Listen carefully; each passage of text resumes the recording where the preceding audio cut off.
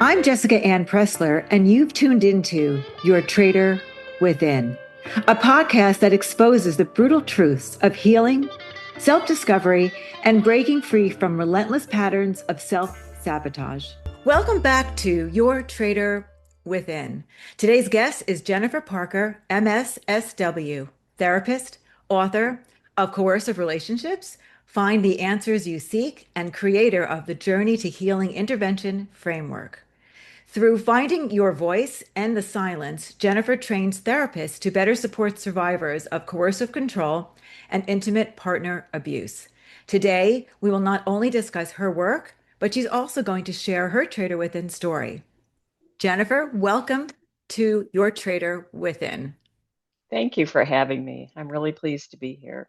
I'm And I'm always pleased to network with people who are doing the same kind of work I'm doing. So, Yeah, I feel the same way.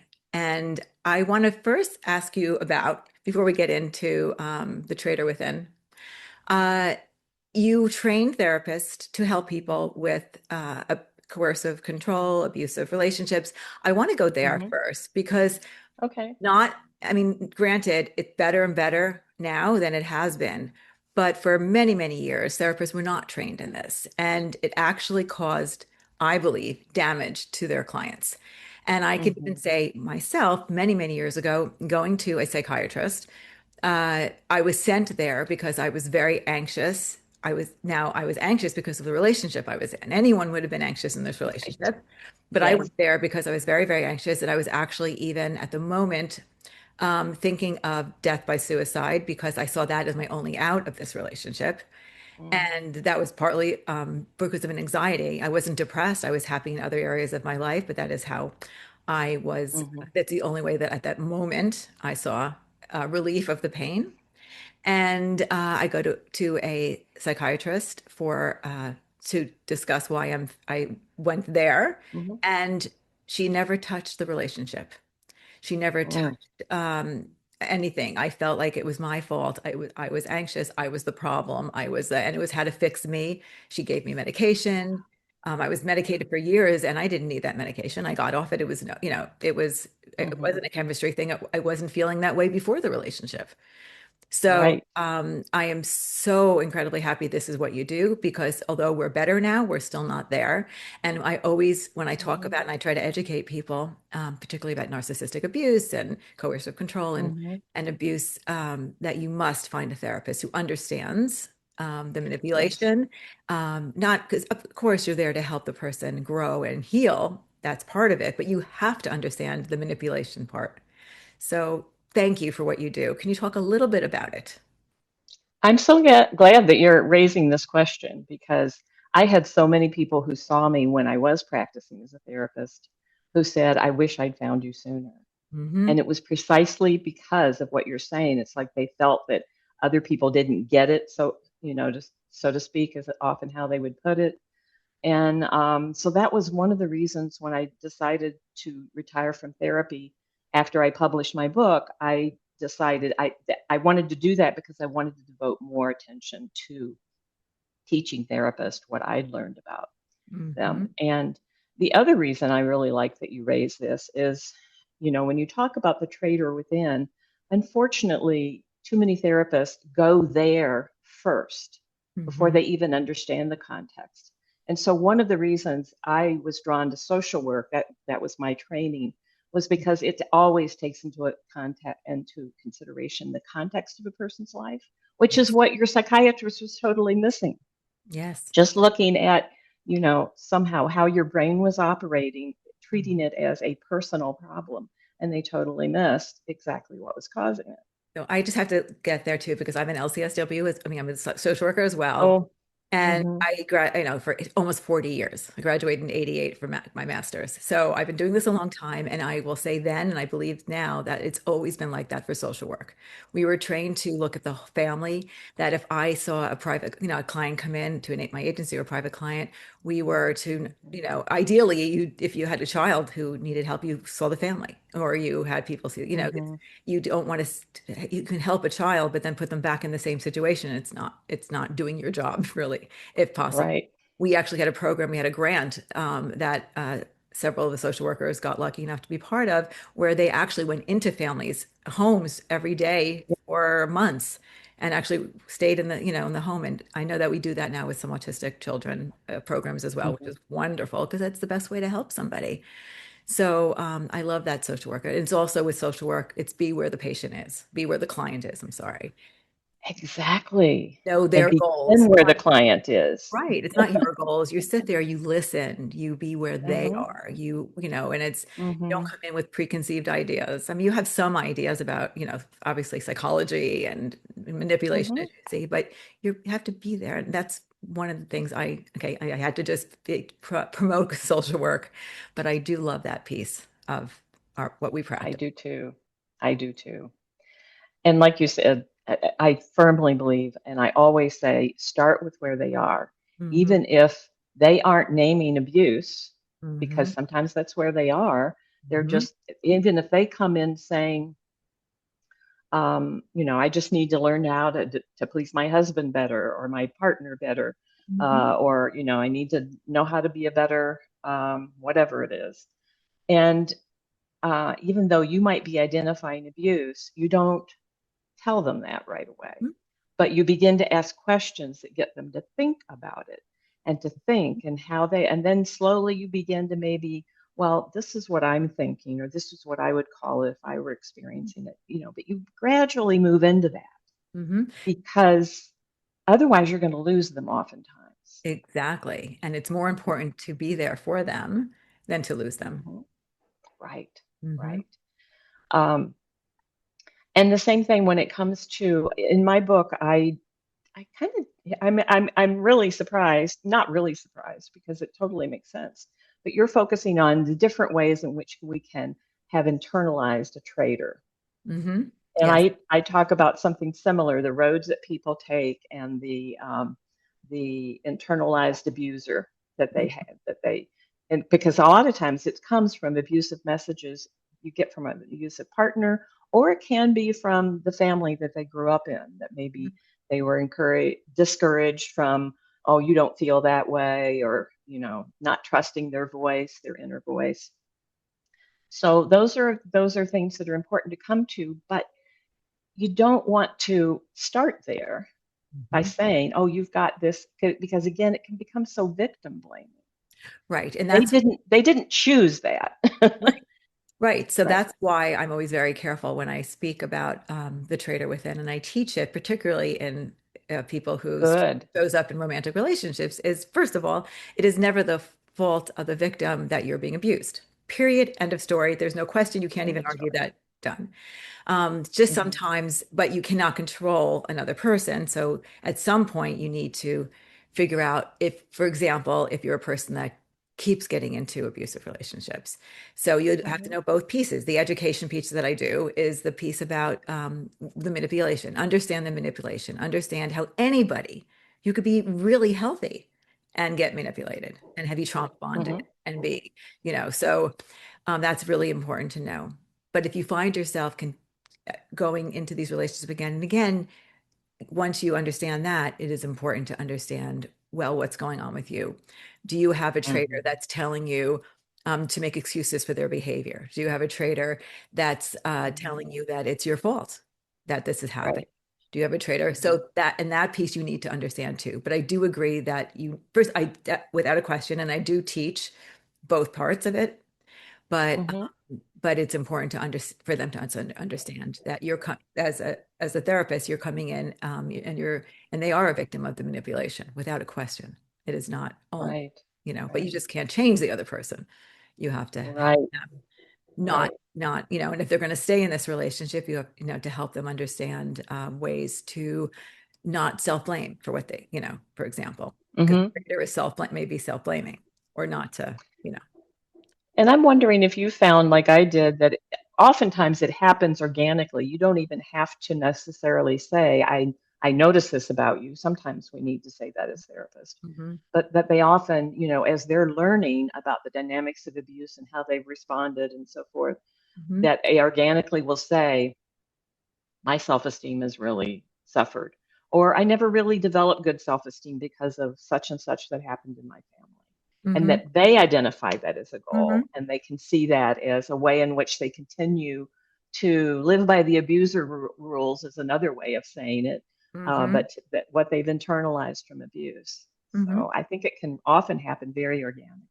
Mm-hmm. But certainly, if you do need to bring it up as a therapist, it's important to do that in a non-judgmental way. As this is just what happens. So You breathed air. You breathe air. You breathed in the air of your family, or whatever you know. without a question, and I'm very, it's very important for me to do that. I talk about it on here. I talk about it in the work, written work, because Your Traitor was initially formed in childhood to protect you. It's to Yes, keep you feeling safe. It did do that. right. It just doesn't apply in your in where it's showing up in your adult life. It could be okay. There are times where we don't have that part is a good thing. But what makes it the traitor within is when it's causing self-sabotage. And so I want people to have compassion for that part. It's just, and it doesn't define them. It's just a Mhm. part of a person. And it Right. was, as you pointed out, particularly in childhood, it was a necessity almost to, Mhm. and it was taught to you through messaging modeling. You were a child, you know, Mm. so I want people to always have compassion for that and even love for that and know that it's coming from a good place. I mean, I know the word Mhm. traitor can seem like a very negative word. I don't see that. I see that as a friend that's misguided and it's Mhm. bad advice. I love how you're putting that, and I know that you don't see that as in that way. I just always like to make that point for those No, people who good might point. sort of assume. No, I'm Yeah, glad you did. It's a yeah, good point yeah, because I want people yeah. to always have self-compassion and understanding of themselves. Hmm. It's not Yeah. about blaming at all. It's about understanding. Yes, exactly.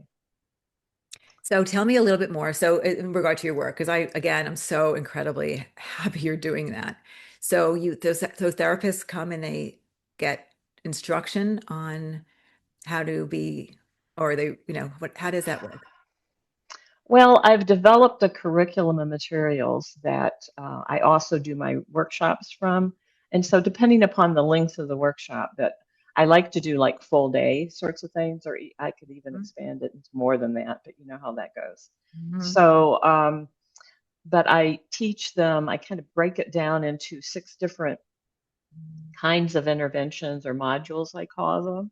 And the first ones, I don't know if you're familiar with Bruce Perry's work, where he talks, it's actually, he developed this with children, but it's so true for adults as well, that any trauma survivor, the 3 R's of trauma, according to him, are regulate, Mm-hmm. relate, Mm-hmm. and reason. And the regulate, of course, gets to how dysregulated trauma causes you to be oftentimes. Mm-hmm. Or the hypervigilance that you carry around, even though it might not need it, you still continue to have that in your body. Um, and then the relate has to do with relationships, and as a therapist, developing a relationship by listening and understanding and empathizing and so forth, but all in the service of them telling their story. I sometimes call it restructuring their story, because their abusive partners have been very happy to tell them what's what in their lives, who they are, and you know what's wrong with them and so forth. And so retelling their stories, because they may have internalized that. In fact, it's almost impossible not to some extent. Mm-hmm. Even if even if you come from a family where there's not been abuse, that can be true. So helping them to tell their stories and to recognize any other sources of trauma they've experienced. Mm-hmm. Maybe that's poverty, maybe that's racism, maybe that's sexual assault, whatever, or family violence in their family growing up, but whatever that might be, because then that all works together in terms of, first of all, making them more vulnerable for intimate partner abuse. Mm-hmm. And anyway, and so needs to be considered in terms of their healing. So all of that is kind of foundational work. And I Mm-hmm. found the rest of it, the reason part, like working with thinking patterns and how they may have incorporated self-defeating beliefs and encouraged them to have self-enhancing, and working on boundary repair and working on assertiveness strategies. All of that is are tools that I developed that particularly spoke. It comes from an intimate partner abuse frame, but it can be helpful for anybody. Mm-hmm. But I feel like it's the relational, the in what I call ending the silence, listening to the stories, helping them, restructuring them, and the dysregulation that is so vitally important and sometimes absent in what therapists know to do. Mm-hmm. Wonderful. That's really wonderful. So do any of your people that come to learn come in as couples, and do you teach them not to take on necessarily abusive spouses in that dynamic, or know how You to mean when I was a therapist? when When I you're a was a therapist or therapist? when you're teaching? Either way, because I know that if a therapist can get manipulated with couples, if you have a manipulative spouse, it's very dangerous Yeah. because then they continue, they're like a flying monkey, or Hmm. they help abuse the victim that way. I've never had any couples come to my trainings that I know of anyway. Hmm. But I can tell you how I used to treat couples when I was a therapist, Yes. because I knew that, yeah, you can be taken in if you're only listening to one side of the story and you don't know how to ask the questions that might help you discern. And sometimes you just can't discern. So when a couple would come to me, I used, many people have recommended it. I think Gottman has, but also I can't remember now the person I originally learned it from, the 4-session assessment, where you see them together the Hmm. first time. You kind of get, kind of the global, you start to see how they're interacting and so forth, and their initial. And then I scheduled separate sessions with each of them, Yeah. where then I could be sure that if I were, again, I wouldn't act like there was abuse or anything, but I would start to talk to them. How do you manage conflict? And could really get into that. And then you can be more certain that if somebody is being victimized, that they'll feel freer to talk to you about it. Hmm. Not 100%, but you No. can you can gather, and oftentimes, even if they won't name it, Hmm. you can get the sense that it's going on. So then that can help to guide you in terms of what you do with them. And then the 4th session, you come back together and you talk about what your assessment is for what you think would be helpful to them. Hmm. Let me backtrack just a bit. So if I did have someone that I was talking to them about, oh, this is abuse that's going on in your relationship, I would never repeat that in the final session without their permission, because that could be very dangerous for them. But I would find a way, if they didn't want me to name that, if they hadn't come to that conclusion and talked to their partner before about it, then I would find a way to talk about, I really thought that they needed to do some individual work, and I would refer them to different places, and hopefully the person who is using the abuse to an abuser treatment program. And Hmm. even if they never go, They have. that the person who has been victimized hears that, Right. and that's, and hopefully they can continue to get their own help. And then that, so I even just, if you're losing one no, part of it, it's like sometimes people get so concerned about, well, if they just leave, but it's like, you're not going to be helpful if you are seeing a couple where abuse is going on and you're not naming it.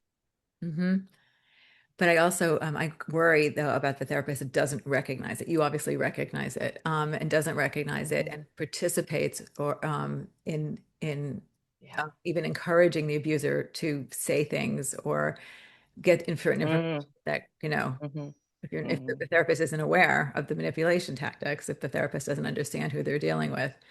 Because Right. sometimes, let's just say a narcissistic person comes in and or abusive person comes in and uses the session to align themselves with the therapist and to, triangulate and Mhm, to mhm, harm the mhm. victim. It does, because narcissists very rarely want to go to therapy. So if Right. there's a reason, and sometimes that may be a And reason. it's usually to say how crazy the other person Right. is or Right. whatever. Exactly. So I hope that Yeah. therapists out there understand that, because you could cause more harm than good. Mhm. Yeah. I agree. And I encourage people to really go into depth with questions, not to accept things at face value, like, Mm-hmm. well, she's abusive to me. Well, can you give me some examples? Hmm. Um, or what was going on, just really getting into it deeply, because generally speaking, you can get more truth out of that. Mhm. Eventually it's like there's something fishy here, or they're not able to back it up, that kind of thing. Mhm. I once had a person come to me, and this was a woman who was saying that she was being victimized, Mhm. but it didn't make sense because Mhm. I kept asking, I didn't just say, "Oh, you're being abused, so, you know, let's Mhm. fix that. Let's talk about that." But it was like she could not be concrete about it. Mhm. And I came to the conclusion that she was there to test, because there were uh, men's rights groups out there at the time that were saying, oh, they just make up these things, or they encourage women to think this or that or the other. Mhm. My only conclusion was that that had to be going on, either that or, because her answers just did not back up what she was saying. She was calling it abuse, but when she'd say examples, it didn't back it up. Mhm. So, so Well, it's like you don't just accept surface, you go deeper. mhm. I did custody and visitation evaluations for many years, and Mm, you find, accusations from people that aren't necessarily mm, true, and they're willing to go right. to the court, and very serious allegations. Yeah. And you have to be little, Yeah. yeah, little detectives sometimes. Yes. You have to be a little detective. So, and you do that in a kind way, because you don't want somebody who is really being victimized, you don't want them to feel like It's you're not. doubting them. I would always say, I really want to understand what you're Mhm. experiencing. So please, give me a little bit more. And it's very careful to make sure we know what we're doing, by the way, in Hmm. general, because it's so important for victims to be believed. Yes. So it, Yes. it's tough. Absolutely. It's tough. So how has the traitor within come into your practice over the years? Good question. Well, when I had been married about 11 years, I discovered that my husband was cheating on me Oh. and deceiving me in, various ways. And that, we went to therapy, and we had two young children. Mhm. I'm trying to think. Uh, three, no, no, no, no, no, under two, one, and about 6 years old. We had two young children. I was very invested in that relationship. I expected to be married my entire life Mhm. to this person. And what happened was that I began to understand my relationship to that person in a very different way.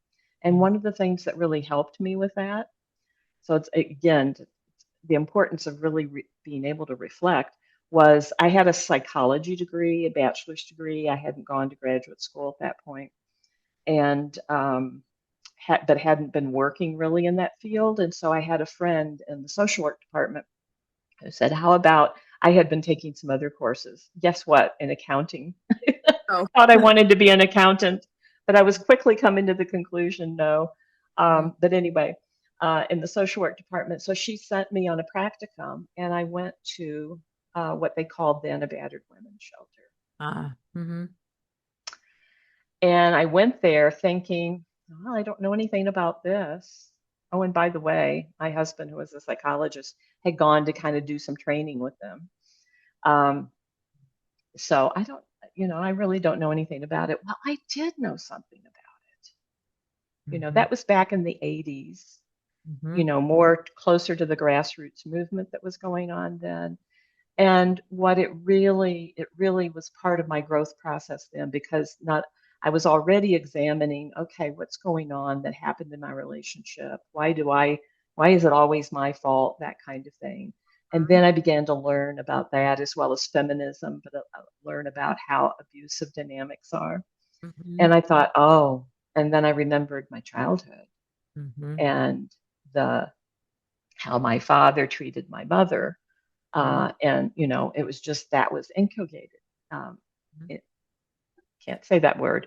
Um, and when my husband and I got together, husband at the time, we had really consciously thought we're going to be different from our parents, either one of them. But Mhm. what I realized later was, you don't know what you don't know.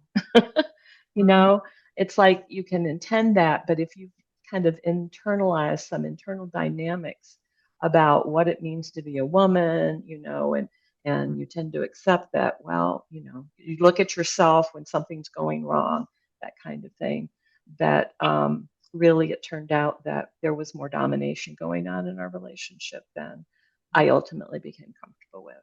So that Mhm. was my waking up moment, Mhm. and certainly looked at, to use your language, the traitor within. I mean, there were things that I had learned that predisposed me to accepting certain things. I think eventually I probably would have. I was already growing.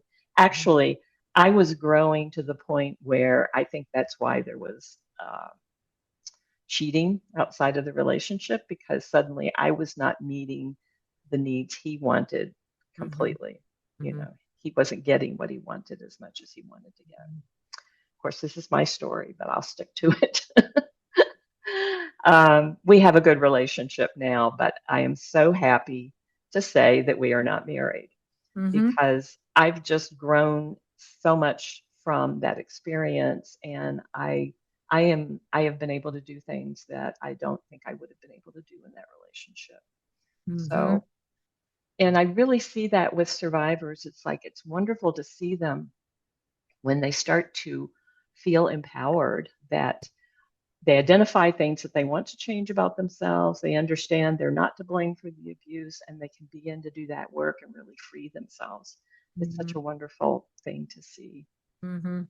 It is. I can, yeah, as a therapist, to see your Hmm. clients grow and become Hmm. themselves, learn about themselves, create the new normal. Hmm. Hmm. So when you think about your own traitor, because you said you discovered Hmm. formed in childhood, messaging and modeling, any piece of that true? Definitely.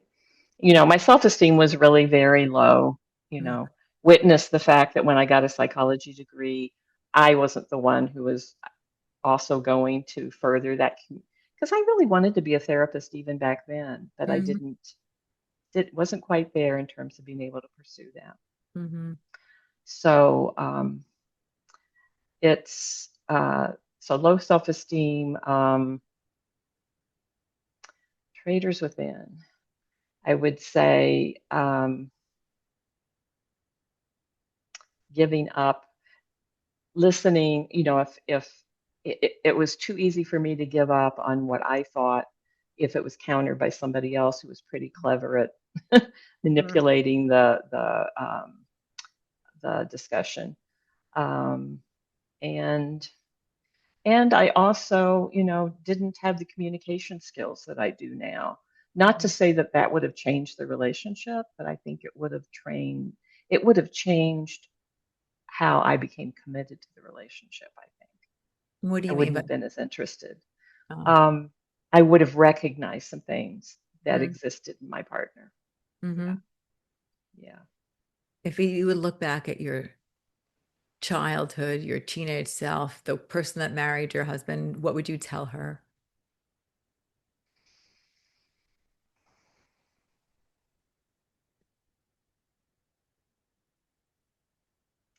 I would tell her to take her time and not jump into the relationship so fast. Hmm.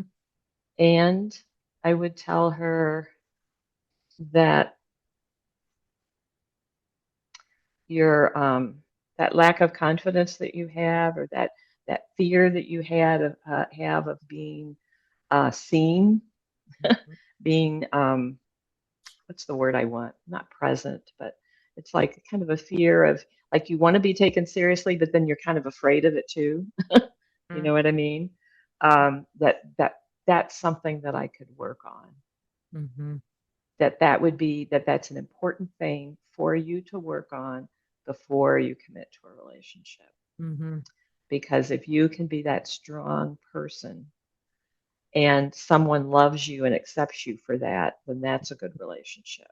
Hmm. But if they keep trying to have you not be that, Hmm. and even sort of feeding on your insecurity about that, which now I can look back on, and there were certain ways in which he would do that, Hmm. then that's not a good, yeah, not a good choice. And it's And not true love, really. mhm. Yeah. And you have two children, you said.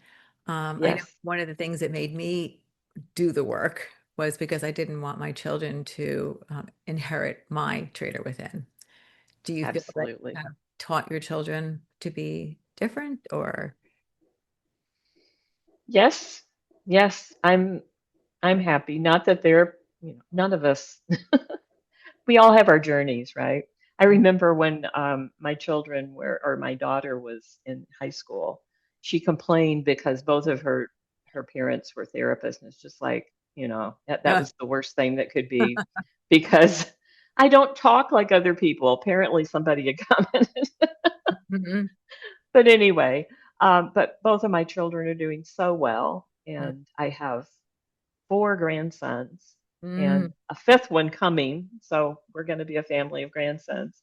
You're But gonna, they're just such a delight. And so I feel so fortunate because I know um, that that they are strong individuals and that they're healthy. And yeah, mhm. yeah. So good for you. That yeah, that's a strong motivator. It It can is. be a motivator for people who are in abusive relationships to stay because they fear that that's going to be bad, and for many good reasons, by the way. Mm. But on the other hand, it also can be a motivator to get out because ultimately, if nothing's going to change, I do think that children are better off having one healthy parent. I agree with you. Yeah, And they have been my motivator to get out. But I had to do a lot of work to clear the what they saw, what they saw me allow, yeah, yeah, and a lot of undoing. So part of my yeah. work was because of that, and part of my work was to for myself, and part of my work was then to teach. Now it's to teach. Hmm. And so you're not practicing right now? I'm not. Hmm. I'm not. I decided that it was time for me to, I'm in my 70s. So it's like, how much do you want to do when you're in your 70s? Hmm. So I Yep. decided that I did not want to handle, otherwise, I probably would have continued to be a therapist as long as I just Hmm. felt to do it. I know many people have. But because I published that book, and it's like I wanted to give attention to that, and I wanted to give attention to training therapists, Hmm. yeah, I'm not a therapist anymore. But And I do have things on my website that are helpful for people who are survivors. So I kind of reach out to both those audiences. you gave me the website, so that will be in show notes. Okay, Okay. so everybody that will be in show notes. Yes. So they can Yes. find that as well. So it's Yeah. therapists and for others as well. There's pages for survivors and there's a page for therapists. And then of course the blog can be for either.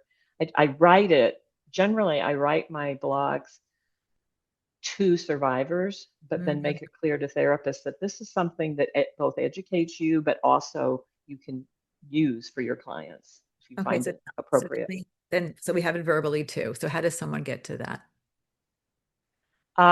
It's findyourvoicehealing.com, www, the usual website address.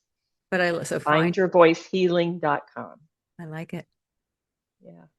So how does healing look? How did healing look for you? How did healing look for me? It looked like, first of all, I didn't fall into my ex-husband's trap of, oh, he wanted his cake and eat it too, I think would be a good phrase. Hmm. Because he kind of want to come back to me, it's like he was torn about leaving his children and so forth. Not that Hmm. he didn't have any contact with them. Um, so he was torn about that, and torn about leaving, but he kind of, and so had I not grown to the point that I had, I think I might have fallen into continuing to hope it's going to be okay. I'll just hang on. So that's one thing it looked like. Another was that I decided, okay, I'm ready to go fulfill my dream of being a therapist. And so I looked for a grad school. I had to move from northern Minnesota to Madison, Wisconsin to find that. And I ended up staying there Hmm. and developed a career, found the kind of training I wanted. So that was a big deal. And for much of my life, I did have a second marriage that actually was only 2 years long. That was my final piece of, okay, Jennifer, of I felt like of learning. Not that he was not, I was strong enough to not have accept any of his nonsense into my life, Mm-hmm. but I did not like the effect on my children, and so I Mm-hmm. terminated the relationship. Mm-hmm. Um, so that was another, and out of that grew my women's voices, I called it at the time. I had a group therapy, 20-session group therapy curriculum that I developed that I then did for years. And then out of that grew my book. And then out of that grew my curriculum for therapists. So Mm-hmm. that's what healing looked like for me. And,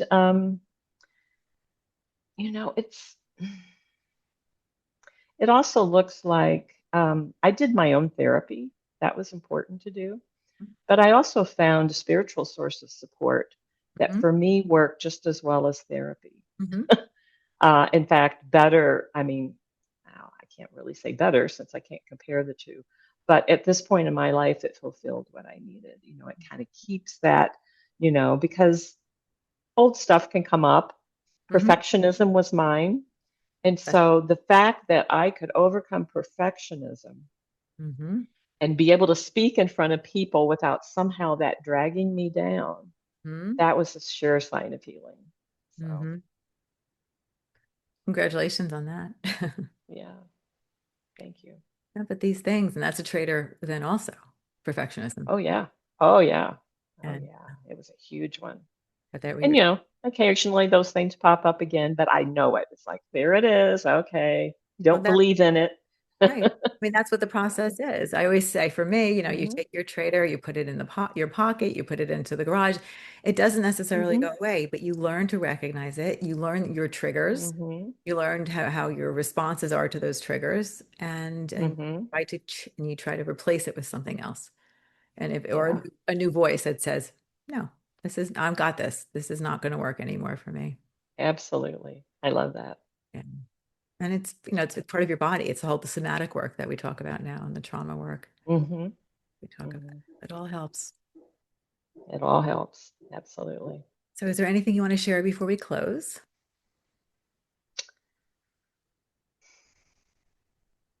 I think that I mentioned to you, I don't remember if that was before we started the podcast or not, that I really love the fact that you encourage people to journal and to kind of self-reflect, Hmm. um, because I think that's so important. And it's very important in terms of not continuing to believe those things that aren't true about you. Hmm. The truth of who we are is we are okay just as we are. And when we accept ourselves, if there are goals we set for ourselves, we're better able to achieve them. Hmm. And anything that doesn't resonate with love and kindness, Hmm. run, I run away from it. think it's great advice. I really do.